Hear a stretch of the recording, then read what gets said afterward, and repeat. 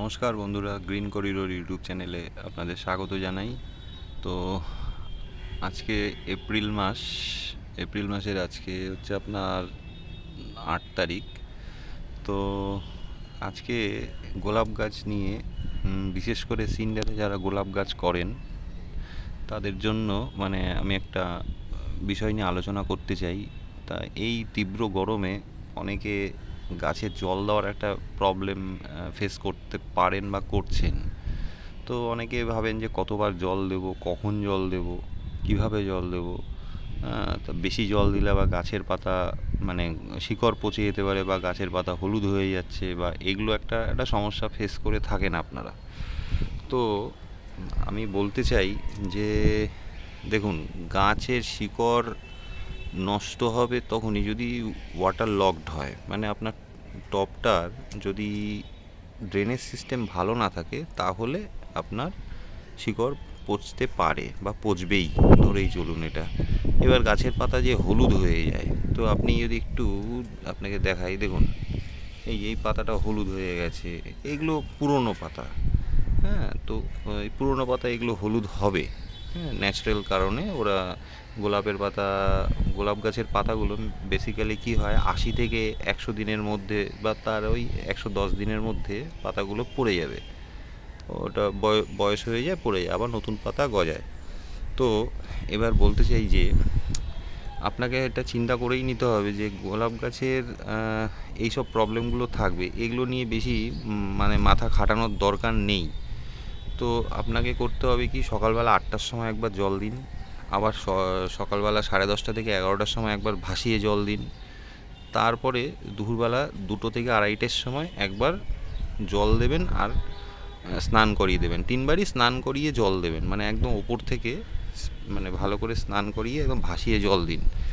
দেখবেন গাছগুলো ভালো থাকবে। আর ওই গাছের পাতা হলুদ হয়ে যাচ্ছে, হোক না, তাতে কি আছে, কিন্তু আমার মেন গাছটাকে বাঁচিয়ে রাখতে হবে। এখন গরমকাল, দেখুন আমার গাছের দেখুন আমি ভাসিয়ে জল দিচ্ছি, কিন্তু তাতে আমার এই গাছটা দেখুন, একটা 6 ইঞ্চি একটা টবের মধ্যে আছে, নতুন গাছ।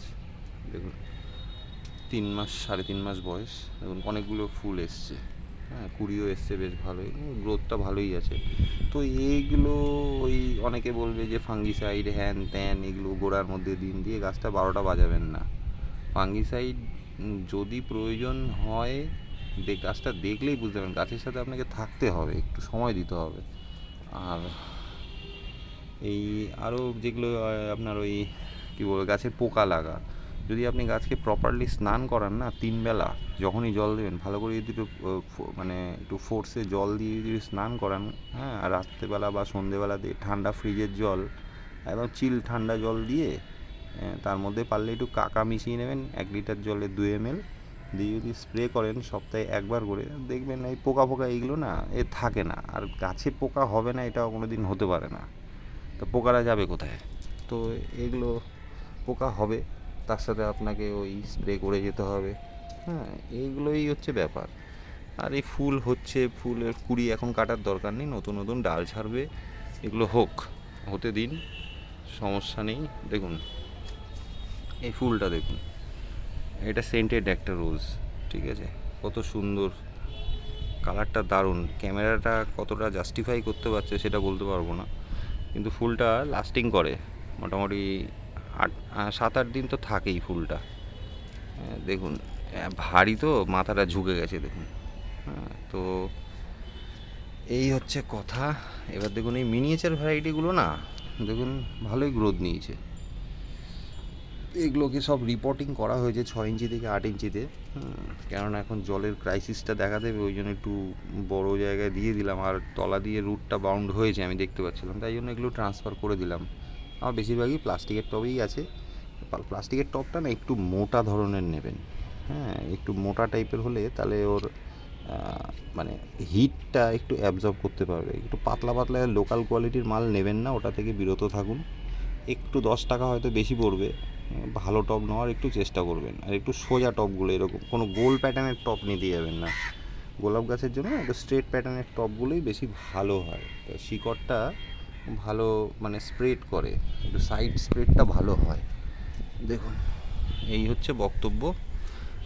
ভিডিওটা যদি ভালো লেগে থাকে একটু বন্ধুদের সাথে শেয়ার করুন, আর সাবস্ক্রাইব করে নেবেন নতুন হলে। এই হচ্ছে বক্তব্য। আর ওই খাওয়ারটা আপনারা সপ্তাহে 2বার কি 3বার, তার বেশি নয়, একদমই নয়। হ্যাঁ, কেননা এখন যত বেশি খাবার দেবেন গাছ কিন্তু আপনি বুঝতে পারবেন না, এর রেজাল্টটা কিন্তু বর্ষাকালে তখন পাবেন। তখন দেখবেন ওর বিভিন্ন রকম মানে প্রবলেম শুরু হয়ে যাবে। হ্যাঁ, তো যতটাই চেষ্টা করবেন খাবারটা কম দিন। আর বেশিরভাগ টাইমটাই আপনি জলের ওপর থাকুন এই গরমকালটা অন্তত।